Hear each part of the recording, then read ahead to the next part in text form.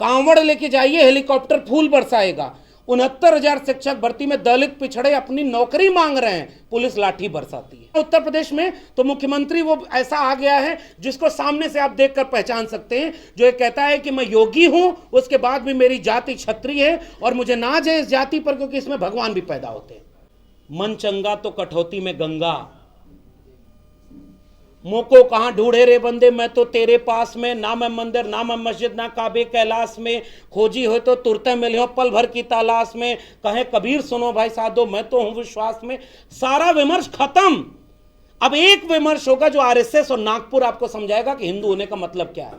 रोटी कपड़ा सस्ती हो, दवा पढ़ाई मुफ्ती हो, सबको शिक्षा सबको काम, वरना होगी नींद हराम।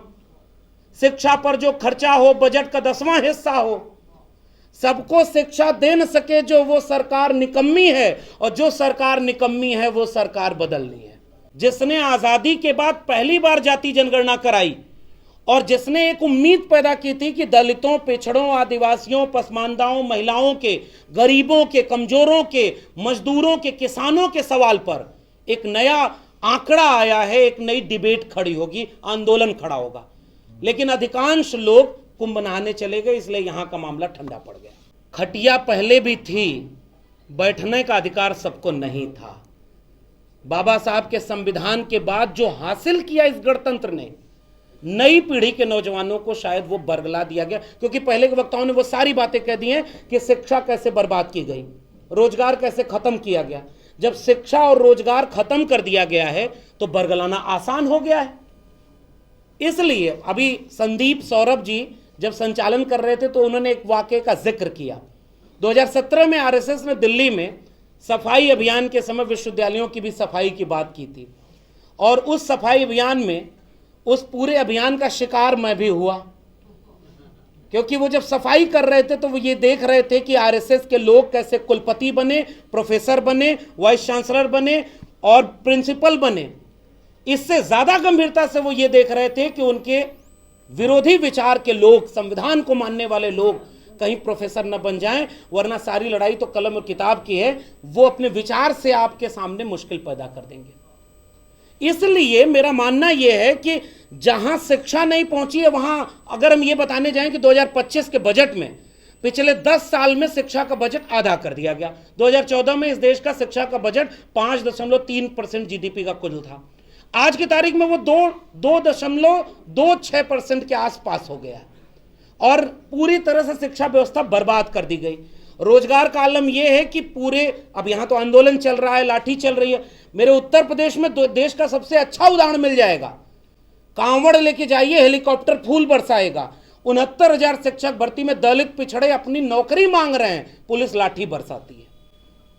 तो वो लाठी जो बरस रही है और फूल जो बरस रहा है, इसी के बीच अगर हम अपने आम लोगों को यह समझा पाए कि उनके बच्चों को लाठी चाहिए या फूल बरसाने का हेलीकॉप्टर, मुझे लग रहा है आधी बदलाव की लड़ाई को हम लड़ लेंगे।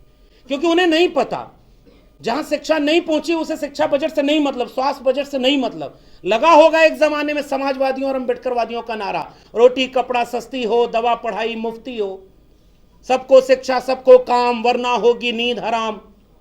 शिक्षा पर जो खर्चा हो बजट का 10वां हिस्सा हो, सबको शिक्षा दे न सके जो वो सरकार निकम्मी है, और जो सरकार निकम्मी है वो सरकार बदलनी है।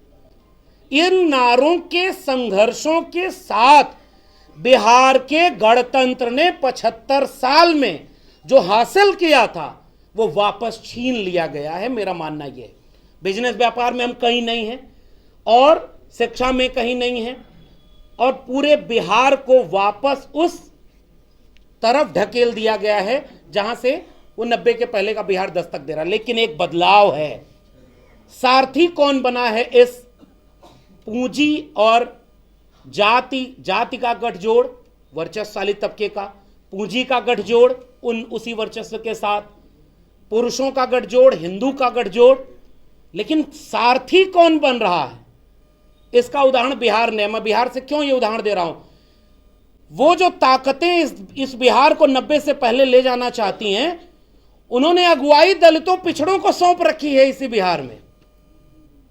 सबसे महत्वपूर्ण बात, हमारे यहां उत्तर प्रदेश में तो मुख्यमंत्री वो ऐसा आ गया है जिसको सामने से आप देखकर पहचान सकते हैं, जो ये कहता है कि मैं योगी हूं, उसके बाद भी मेरी जाति क्षत्रिय है और मुझे नाज है इस जाति पर क्योंकि इसमें भगवान भी पैदा होते हैं।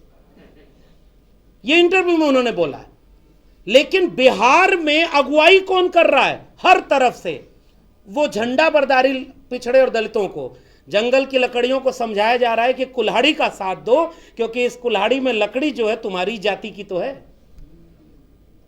ये बिहार मुश्किल में है और इसलिए मैं इस मंच का इस्तेमाल केवल एक बात कहने में कर रहा हूं। पूर्व के वक्ताओं ने, चाहे नवीन जी ने, रतन जी ने और हमारे तमाम साथियों ने जो बात कही है, संकट गहराया यह है कि हमने अपने मित्रों का एक बड़ा खेमा नहीं तैयार किया।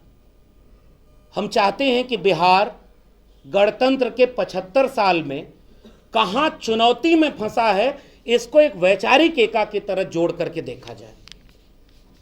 और बदलाव की चुनौती क्या है? न्यूनतम सहमति पर अधिकतम एकता। इस बात की एकता कि पढ़ाई, कमाई, दवाई, सिंचाई, महंगाई के सवाल पर, शिक्षा के सवाल पर किया तो था जाति जनगणना यहां की महागठबंधन सरकार ने, आंकड़े भी सार्वजनिक कर दिए। हमें उम्मीद थी कि जाति जनगणना के सवाल पर देश में एक आंदोलन पैदा होगा और हम ये देख रहे हैं कि बिहार, जिसने आजादी के बाद पहली बार जाति जनगणना कराई और जिसने एक उम्मीद पैदा की थी कि दलितों, पिछड़ों, आदिवासियों, पसमानदाओं, महिलाओं के, गरीबों के, कमजोरों के, मजदूरों के, किसानों के सवाल पर एक नया आंकड़ा आया है, एक नई डिबेट खड़ी होगी, आंदोलन खड़ा होगा। लेकिन अधिकांश लोग कुंभ नहाने चले गए, इसलिए यहां का मामला ठंडा पड़ गया। इस मुश्किल से लड़ने के लिए मैं ये मानता हूं कि संवाद एक आगाज होना चाहिए, श्रृंखला चले कि आखिर वो आंकड़ों के साथ क्या हम अपने लोगों को समझा नहीं पाए कि जाति जनगणना से लाभ क्या होने वाला है, और वो समझा गए कि डुबकी से लाभ क्या होने वाला है। इसी संत आंदोलन ने, आज रविदास का दिन है, मैं कंक्लूड कर रहा हूं यहीं पर, मन चंगा तो कठौती में गंगा, मोको कहां ढूंढे रे बंदे मैं तो तेरे पास में, ना मैं मंदिर ना मैं मस्जिद ना काबे कैलाश में, खोजी हो तो तुरते मिलियो पल भर की तलाश में, कहे कबीर सुनो भाई साधो मैं तो हूं विश्वास में। सारा विमर्श खत्म। अब एक विमर्श होगा जो आरएसएस और नागपुर आपको समझाएगा कि हिंदू होने का मतलब क्या है। तो ये सांस्कृतिक लड़ाई सामाजिक, आर्थिक, राजनीतिक तीनों मोर्चों पर लड़ी जानी है और इसी से गणतंत्र के 75 साल में जो हासिल हुआ था उसे बचाया जा सकता है।